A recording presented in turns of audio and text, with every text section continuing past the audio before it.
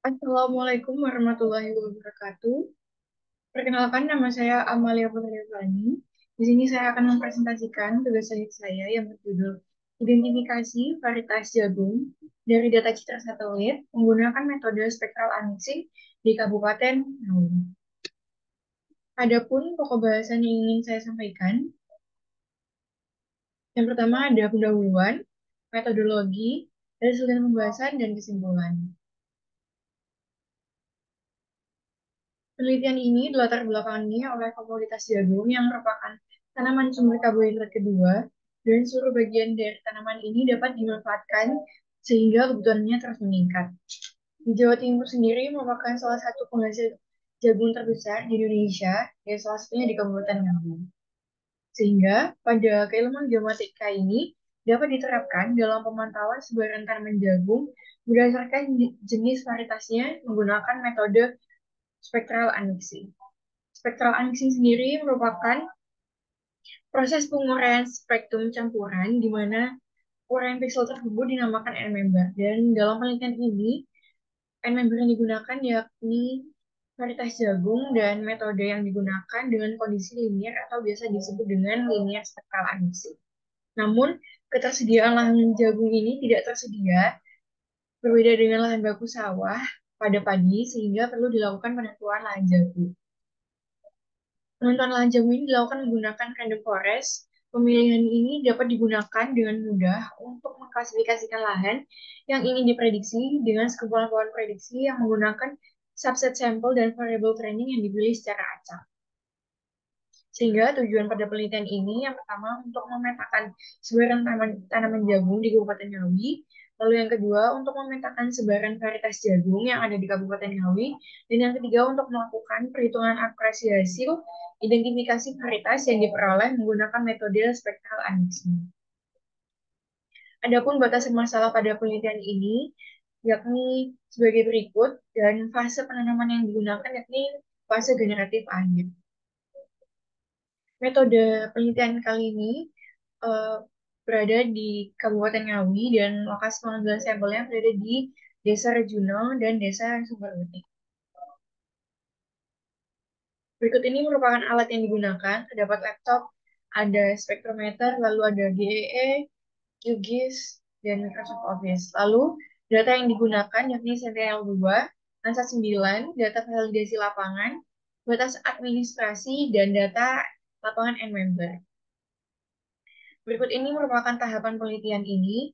Yang pertama dilakukan untuk penentuan N-member menggunakan spektrometer, lalu penentuan fase jagung menggunakan Sentinel-2, lalu dilakukan pemotongan lahan vegetasi menggunakan data dari InaGeoportal, lalu berdasarkan lahan vegetasi tersebut dilakukan penentuan lahan jagung dan non-jagung. Dan lahan jagung yang didapatkan akan dilakukan penentuan fase generatif akhir, dan lahan jagung pada fase generatif akhir itulah yang akan digunakan untuk identifikasi sebaran varietas menggunakan metode spectral annexing. Hasil dan pembahasan yang akan saya sampaikan di sini yang pertama, terdapat data spectral N-member dari setiap varietas, dan berikut ini merupakan matriks spectral N-member untuk LSU-nya.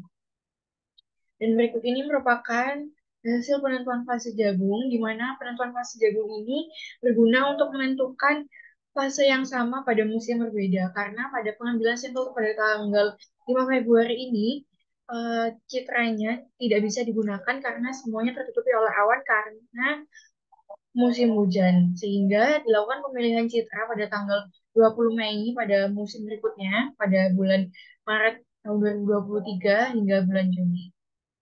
Dan pada satu tahun ini didapatkan 2 kali musim tanaman jagung. Berikut ini merupakan setiap fase dari di Kabupaten Ngawi.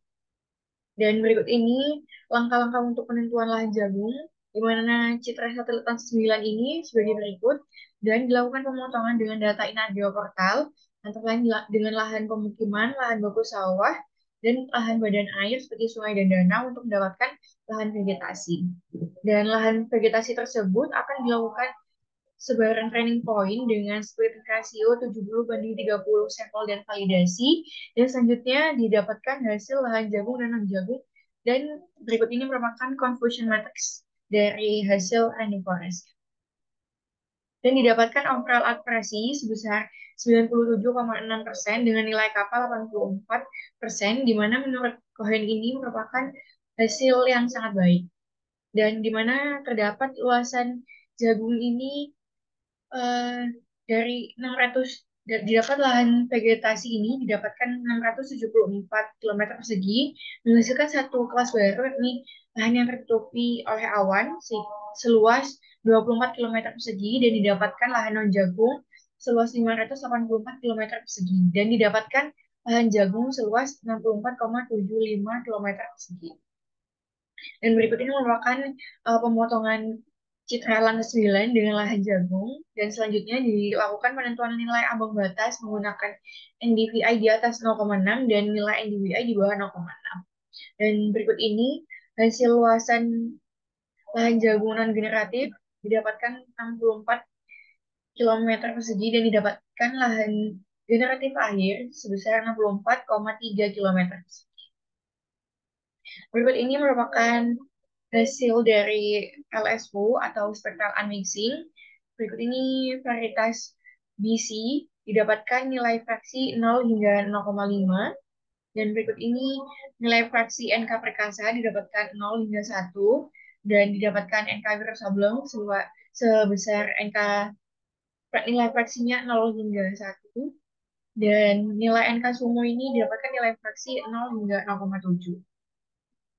Dan untuk menentukan varietas jagung dilakukan penentuan nilai dominan yakni sebesar 0,5, di mana didapatkan hasil varietas NK Sumo dan NK Perkasa, NK Wirasableng, dan NK varietas lain, di mana dengan luasan BC 0 km, lalu NK Perkasa 7,8 km, lalu didapatkan NK Wirasableng 22,6 km persegi, lalu NK Sumo 880 meter persegi didapatkan pada Desa Ngendut, dan didapatkan varietas lain seluas 33,9 km persegi, di mana varietas lain ini didapatkan dari seluruh gabungan dari band yang memiliki nilai di bawah 0,6. Selanjutnya, untuk melakukan validasi pada pengolahan ini, dilakukan penentuan fase jagung pada setiap lahan dari pengambilan sampel, di mana didapatkan varietas BC ini merupakan fase generatif akhir atau 80 hingga 90 hari setelah tanam, dan didapatkan NK Sumo merupakan fase generatif akhir pada umur 105 hingga 110 hari setelah tanam, di mana memasuki masa pematangan. Sehingga eh, pada fase kedua varietas tersebut tidak dapat terdeteksi secara maksimal dikarenakan perbedaan dengan fase yang digunakan pada pengolahan LSU-nya menggunakan fase generatif akhir, yakni 90 hingga 100 hari setelah tanam. Selanjutnya, berikut ini merupakan setiap lahan dari keempat varietas tersebut. Lahan A ini merupakan varietas BC, dan lahan B ini merupakan lahan NK Sumo. Dan selanjutnya, lahan C ini berdasarkan wawancara juga didapatkan hasil yang sesuai dengan pengambilan sampel dan hasil fraksi yang didapatkan. Berikut ini merupakan hasil wawancaranya dengan para petani lahan jagung. Dan berikut ini dilakukan hasil uji akurasi RMSE.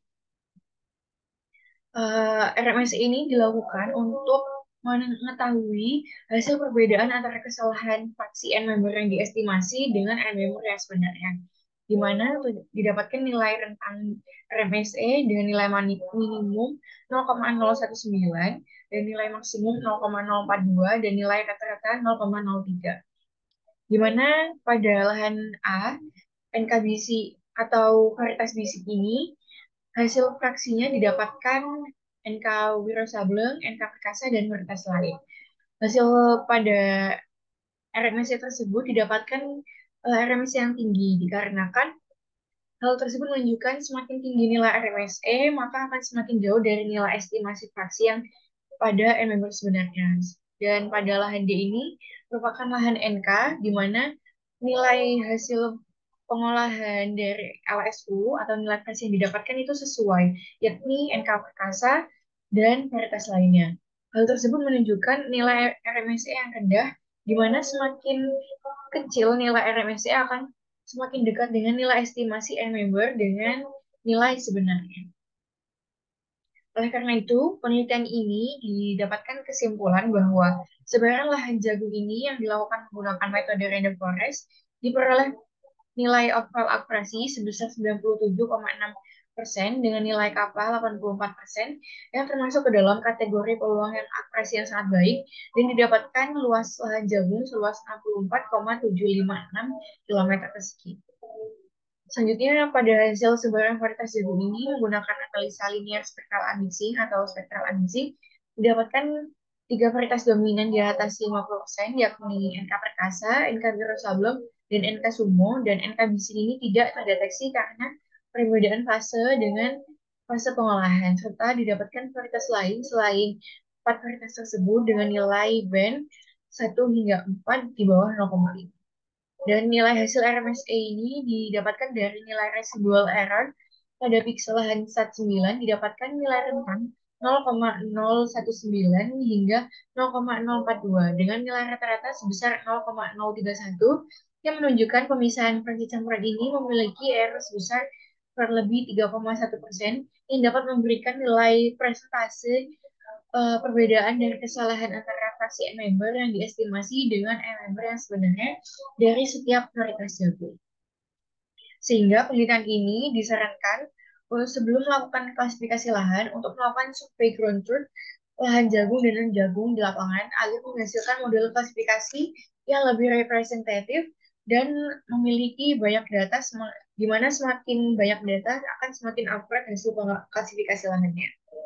Lalu dalam memisahkan pixel campuran menggunakan spectral unmixing, menggunakan literatur spectral unmixing ini yang akan digunakan untuk mempersiapkan pengambilan N-member dengan varietas yang beragam, lalu melakukan wawancara dengan petani lahan jagung untuk mendapatkan informasi varietas terkait benih, masa tanam, lalu luasan lahan yang lebih spesifik agar mendapatkan hasil validasi yang lebih akurat.